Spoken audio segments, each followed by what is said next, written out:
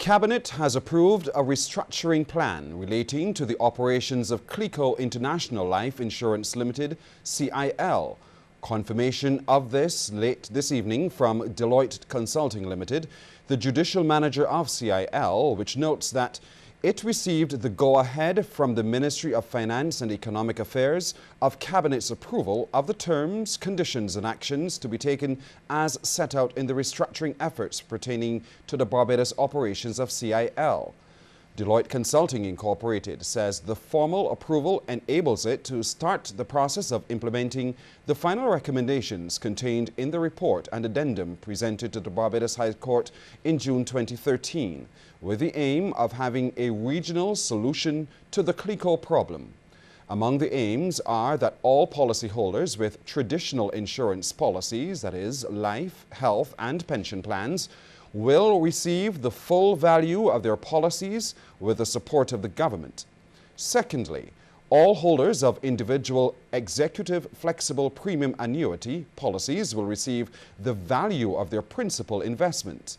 Furthermore, these types of policies will be converted into annuity products payable over a period of up to 10 years.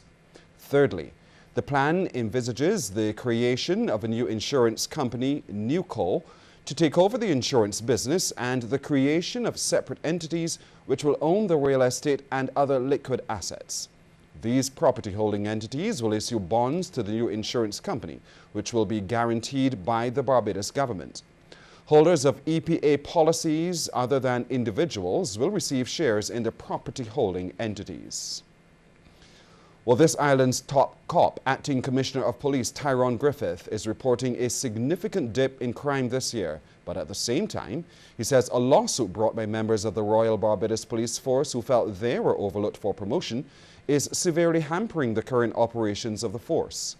Commissioner Griffith says the matter is preventing 150 pending promotions from sergeant to deputy commissioner.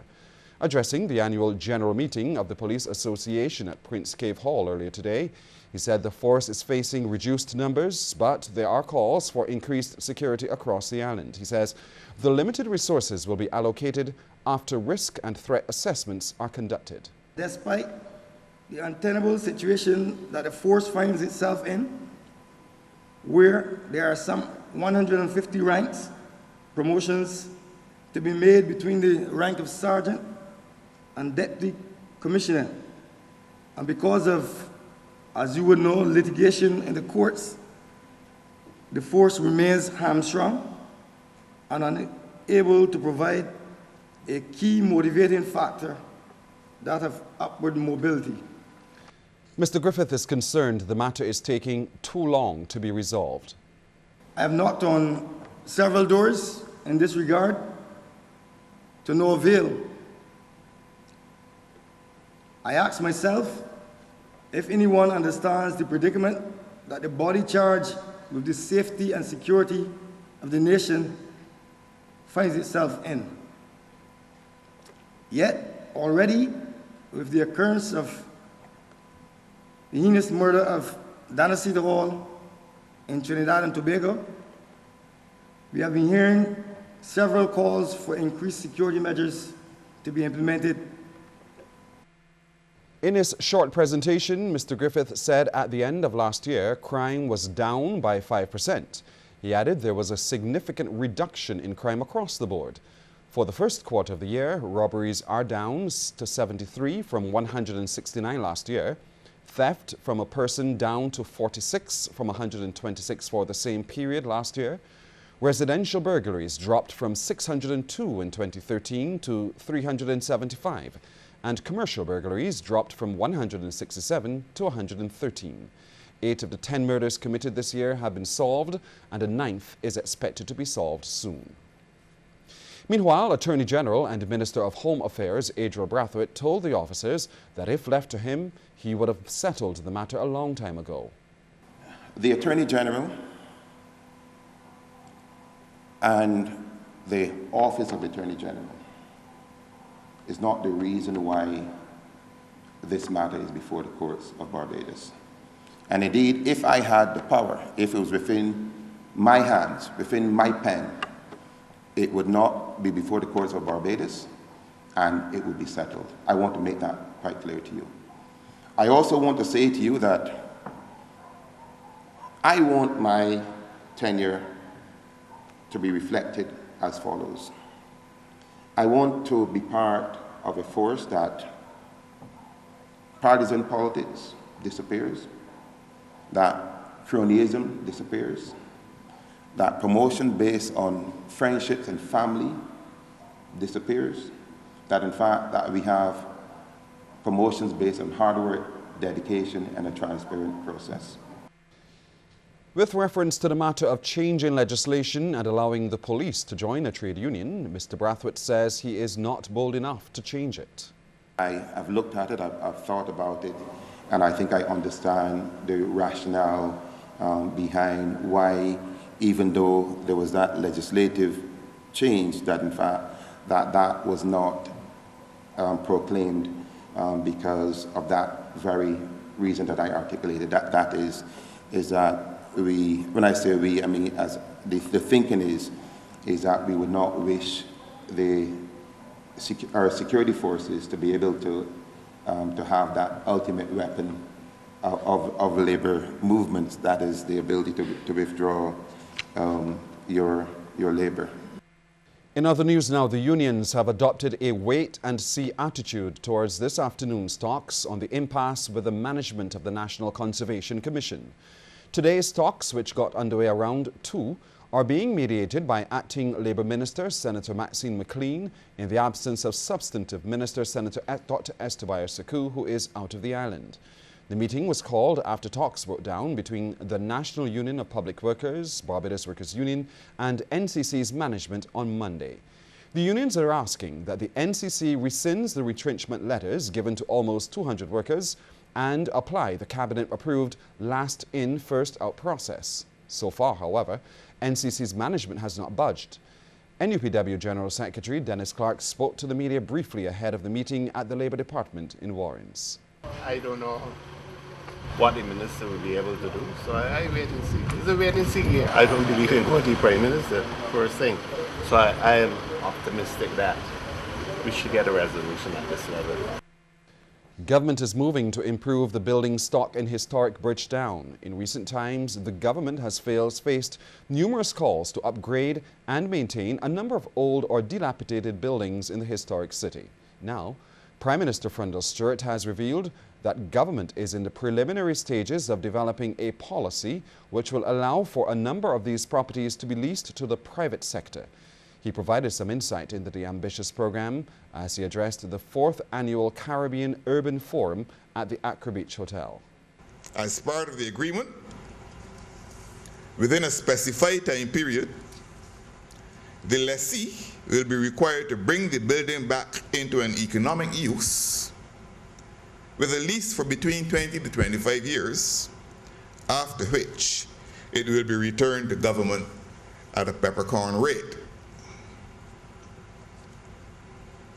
Now, ladies and gentlemen, this is but one of the innovative measures which the government intends to put in place in order to upgrade the quality of the building stock within this historic property and also to create opportunities for employment. Prime Minister Stewart says plans are on stream to improve the living conditions of residents in historic Bridgetown. He says the city, which was recently designated a UNESCO World Heritage Site, stands to benefit from a program to better housing in urban Barbados. There's need for urban renewal or regeneration, in particular as it relates to our housing stock. Housing conditions are an essential element of standard of living.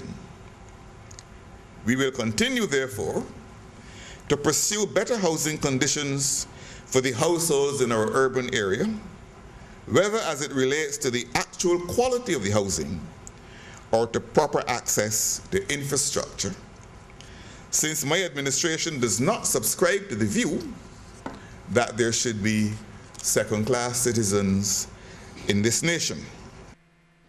And President of the Barbados Town and Country Planning Society, Yolande Aline, says they'll be seeking partnerships with stakeholders to develop communities and enhance urban planning.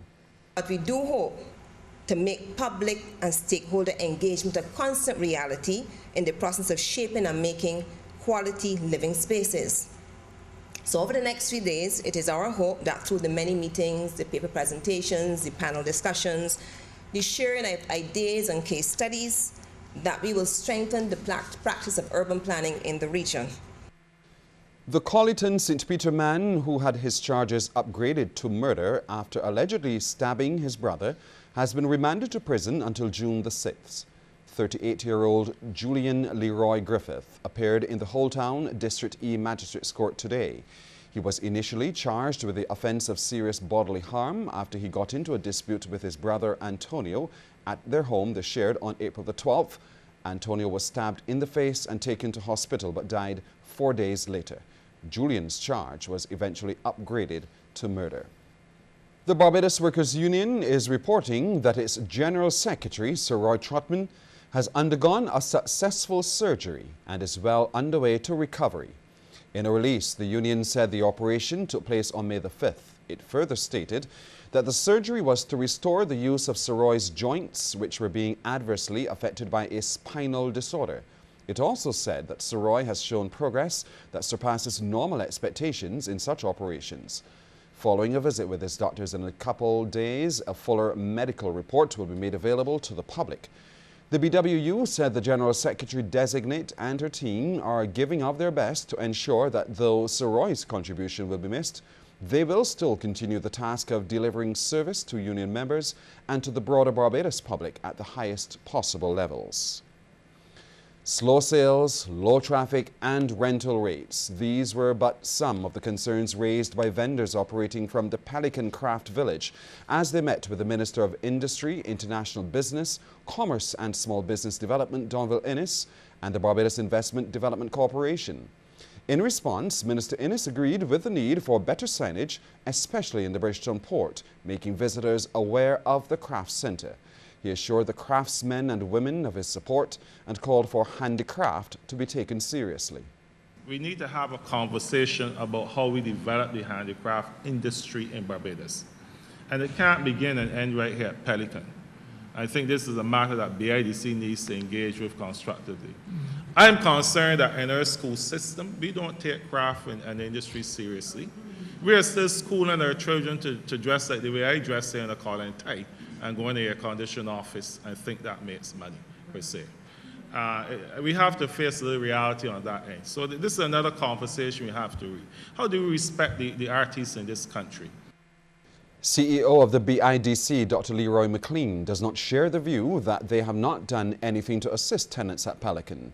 Of the 27 shops, 9 are empty, and the BIDC is working with 13 of the remaining stores through a payment plan arrangement. Persons who have indicated, who have responded when you write them or when you speak to them, and we have put payment plans in place with them to help so it's not a case where you're just saying, bring me the rent. We have tried wherever possible to enter into arrangements with people and say, okay, well, what can you afford? Let's see how we can work towards getting this matter dealt with. And very often, people renege on the arrangement. Events-based tourism gives Barbados a major boost in the international marketplace to attract more visitors. That's according to Petra Roach, the new acting president of the Barbados Tourism Authority. Events-based tourism is extremely important to Barbados, especially as a destination which may be considered a little bit more expensive than some of its competitors. When you focus on events-based tourism, you're talking about feeding into people's passions, you're talking about getting people at the point where they don't care how much it costs, they just want to be there. And I think that in terms of Barbados and where we're positioned at the minute, we have very, very strong winters. We want to ensure that we've got consistency throughout the year. Ms. Roach says several opportunities are available in sport tourism. And we met with the Surfing Association 2 weeks ago, and basically Barbados has some of the best surfing conditions in the world. So we've got Chelsea Tuach now, who is actually very prominent on the world scene and doing extremely well. So why don't we just leverage those opportunities and actually create a vision for what surfing will look like? So we then go into motorsports. We've had the recent infrastructural development with Bushy Park. We never had a Bushy Park circuit before, and therefore we couldn't go after motorsport racing. So it's not just about having Top Gear on this weekend, it's what we're going to do with the circuit afterwards. Barbadians can expect a spirited performance from Calypsonian The Mighty Sparrow, who is set to perform in Barbados later this month. The show, dubbed Sparrow in Concert, is slated for the Wilder Gymnasium on May the 31st. Promoter and producer Eleanor Rice Watkins says the event is a great opportunity for Barbadians to see the Calypso King of the World's comeback in Barbados. Sparrow was hospitalized in a coma in the USA last year. He was released from hospital in October. I believe we are going to be treated to 45 minutes of the greatest show that he can put on for us here in Barbados. Music coordinator for the show, Admiral Nelson, says many have questioned if the Mighty Sparrow can perform. He says there is no doubt after seeing the 8-time Calypso monarch perform for Carnival. He has dropped some weight, that is obvious.